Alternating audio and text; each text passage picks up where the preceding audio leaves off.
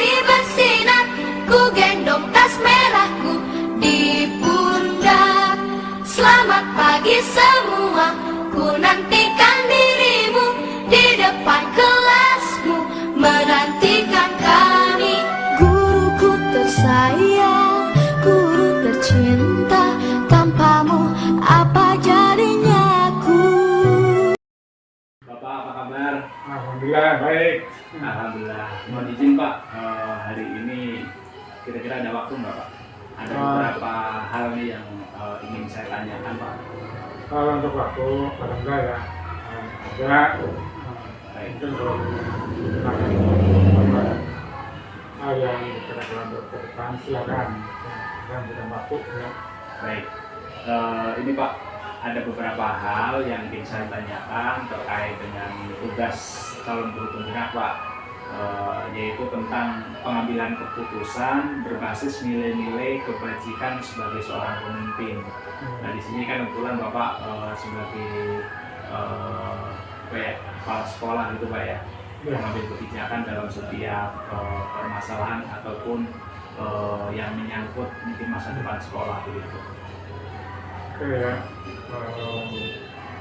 selama ini ya yang berkaitan dengan pertanyaan Pak Isman ya, mungkin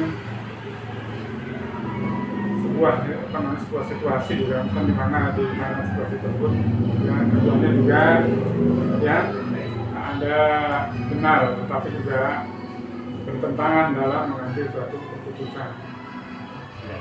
Pertanyaannya yang pertama Pak yang ingin saya tanyakan, kira-kira selama ini bagaimana Bapak dalam mengidentifikasi kasus-kasus yang merupakan dilema etika atau bujukan moral? Nah, kalau saya menjalankan seperti apa namanya ya yang berkaitan dengan dilema ya, etika atau bujukan moral itu, ini sebuah adalah yang menyangkut tentang situasi di mana saya mengambil suatu keputusan yang benar, mungkin dianggap ya salah, bisa juga benar dengan benar. Nah terutama juga pada ambil keputusan ini suatu dilema. Ya. Kemudian keduanya juga bisa dikatakan benar, tetapi ada suatu hal yang bertentangan dalam mengambil keputusan tersebut. Kemudian situasi juga seketika ini dihadapkan pada yang benar dan salah ketika mengambil keputusan tersebut. Baik. Oke Pak, selanjutnya Bapak, kira-kira selama ini bagaimana Bapak menjalankan pengambilan keputusan di sekolah, terutama untuk kasus-kasus di mana ada dua kepentingan yang sama benar Pak? Dua kepentingannya sama-sama benar atau sama-sama mengandung nilai kebajikan?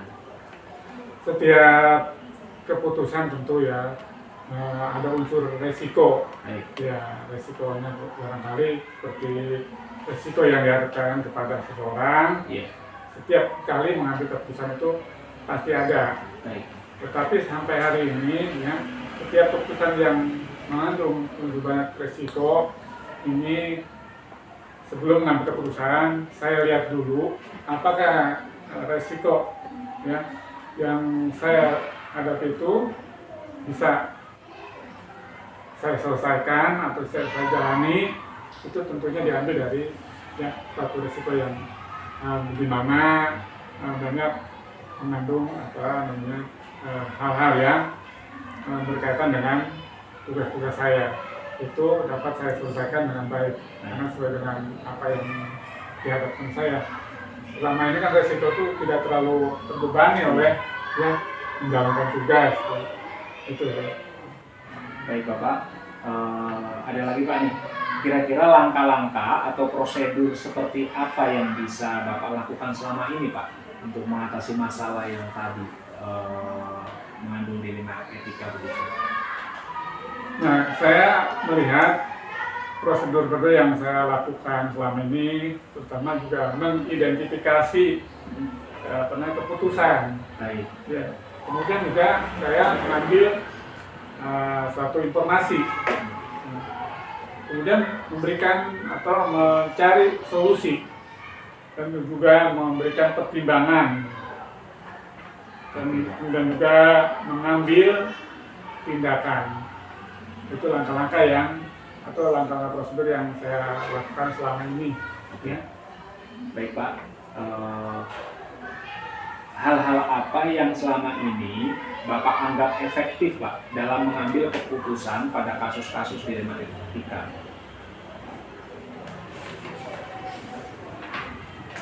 Setiap resiko yang dihadapi selama itu adalah suatu hal yang harus diambil. Karena setiap dengan resiko yang akan dihadapi pasti setelah keputusan itu diambil.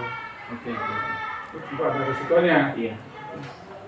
Baik, selanjutnya Bapak, hal-hal apa saja yang selama ini merupakan tantangan Pak? Tantangan dalam mengambil keputusan pada kasus-kasus dilematika. Tantangan itu bersumber bisa jadi pada individu seseorang, kemudian juga pada masyarakat. Ya, itu merupakan satu tantangan ya, antara individu dengan masyarakat. Kemudian juga antara rasa hal-hal yang berkaitan dengan norma-norma yang ada di masyarakat. Oke, Pak. Ya, selanjutnya Bapak, apakah Bapak memiliki sebuah tata kala atau jadwal tertentu dalam sebuah penyelesaian kasus dilematika? Apakah Bapak langsung menyelesaikan di tempat atau memiliki sebuah jadwal Pak? Jadwal untuk menyelesaikannya, mungkin bentuk atau prosedurnya seperti apa Pak yang Bapak jalankan begitu? Kita dulu melihat suatu masalah yang datang ya. Karena kita tidak tahu apa itu yang datang pada suatu masalah. Ini kan sifatnya seperti tidak secara direncanakan suatu hal tersebut. Nah, kita lihat juga kasus-kasus ketika ini juga biasanya hanya memberikan suatu masukan atau sharing saja dengan pendapat-pendapat guru. Jadi tidak suatu hal yang kita programkan, itu tidak kita jadwalkan. Berarti tadi Bapak berkoordinasi ya Pak ya, berkoordinasi dengan rekan guru mungkin. Iya, dengan guru, dengan teman sejawat.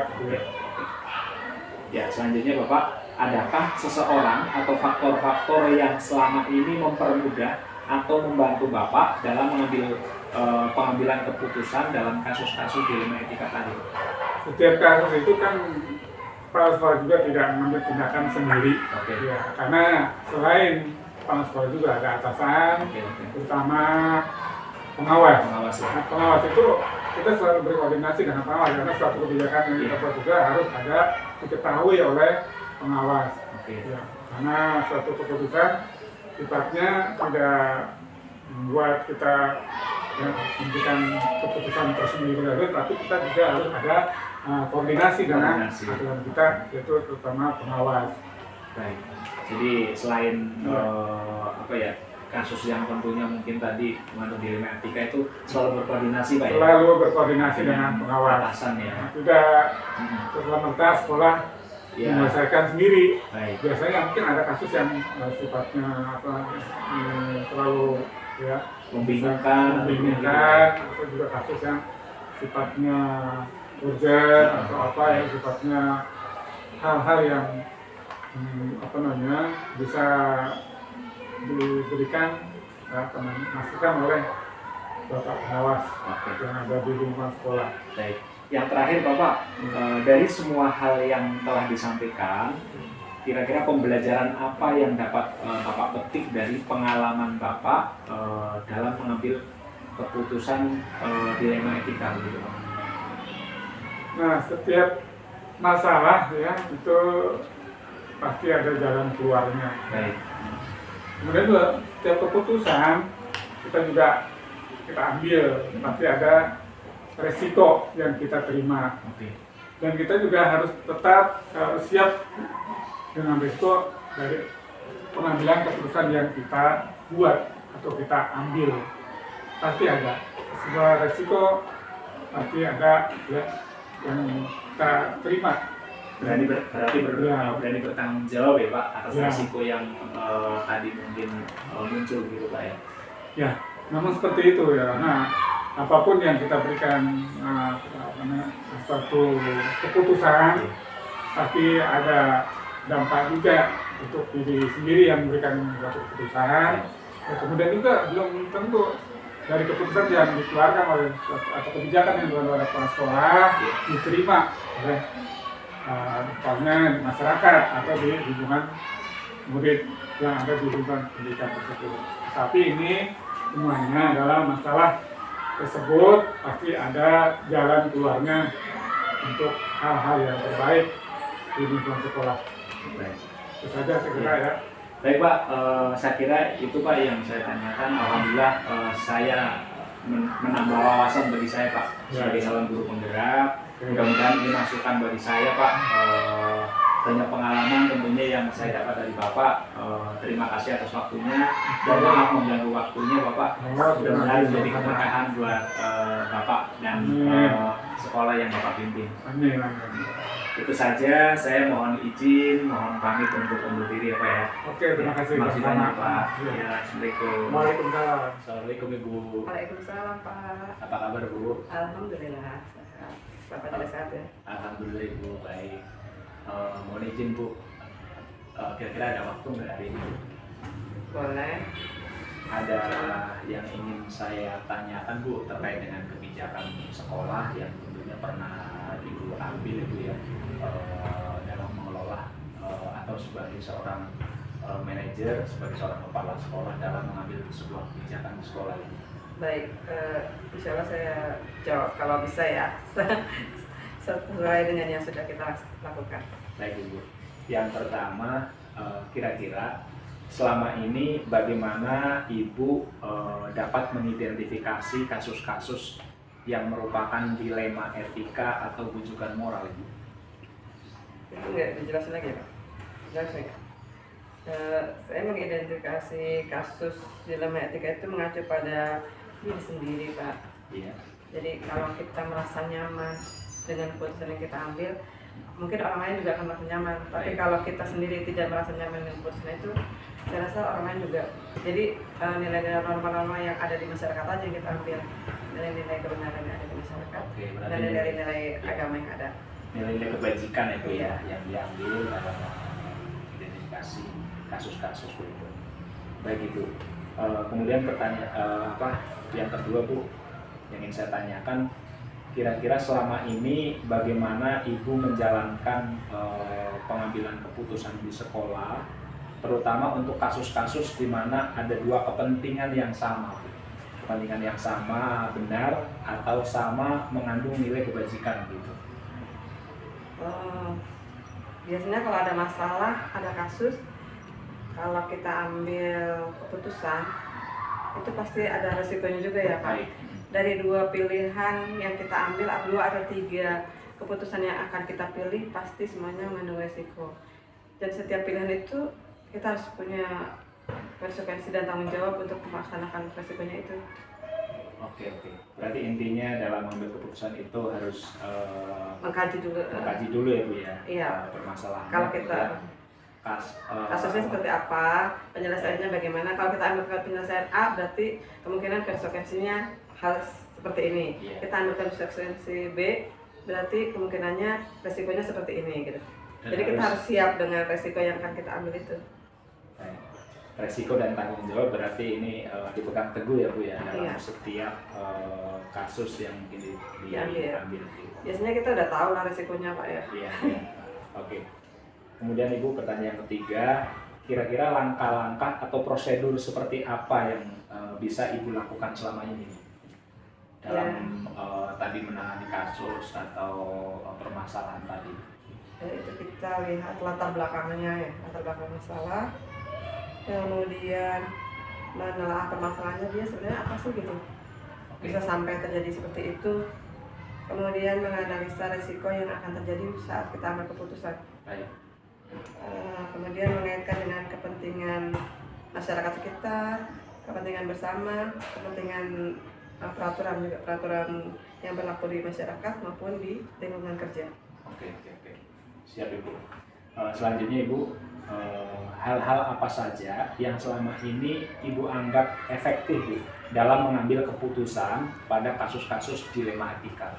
Ya itu yang penting itu kita siap dengan segala resiko yang kita ambil setelah kita ambil keputusan.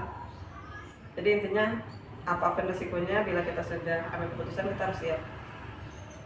Baik. Kemudian Ibu, hal-hal apa saja yang selama ini merupakan tantangan Bu? Tantangan dalam pengambilan keputusan pada kasus-kasus dilema etika. Biasanya berhubungan dengan peraturan kerja ya. Peraturan kerja, karena kita kan karena kita bawaan juga dan sebagai pegawai kita punya aturan-aturan. Kemudian aturan di masyarakat juga berpengaruh. Jadi yang menurut kita baik, benar, belum tentu di masyarakat itu baik dan benar juga penerimaannya. Siap. Berarti intinya kita itu karena naungan distrik mungkin ya, kerja, ya. Selalu koordinasi dengan pihak atasan. Ya. Gitu. Oke. Selanjutnya Ibu, apakah Ibu memiliki sebuah tata kala atau jadwal tertentu Bu, dalam sebuah penyelesaian kasus dilema etika?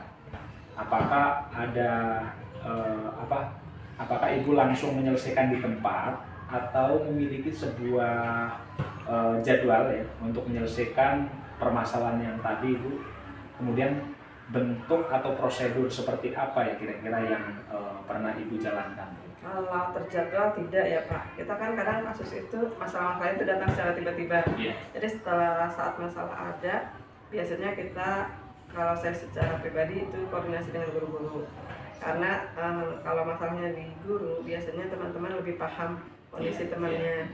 Kemudian kalau memang tidak bisa diselesaikan dengan teman-teman guru, ya kita bicarakan lagi dengan pengawas binaan untuk konsultasi, untuk saling sharing. Oke. Berarti selalu ada koordinasi Bu ya, baik dengan bawahan maupun dengan atasan Bu ya.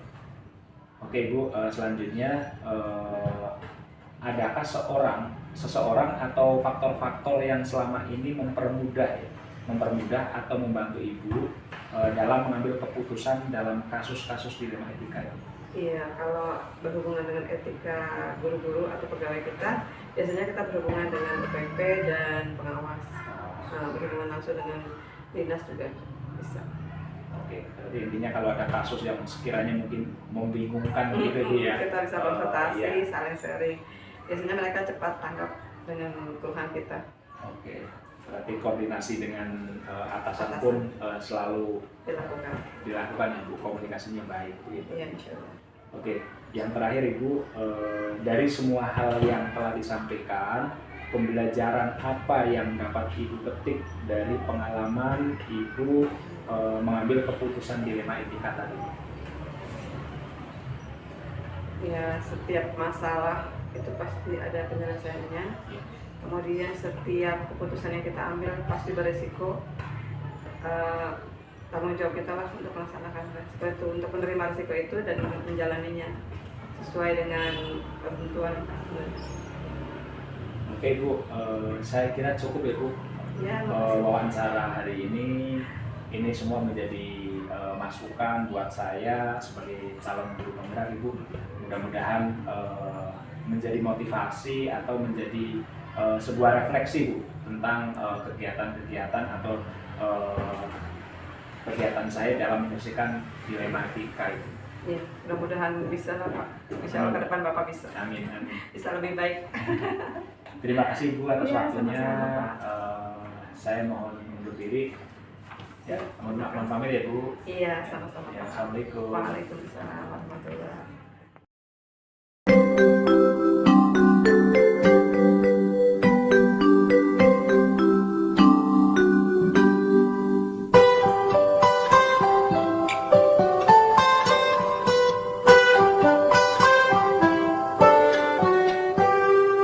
Pagiku cerah, matahari bersinar, ku gendong tas merahku di pundak. Selamat pagi semua, ku nantikan dirimu di depan kelasmu, menantikan kami. cinta, tanpamu apa jadinya aku? Tak bisa baca tulis, mengerti banyak hal.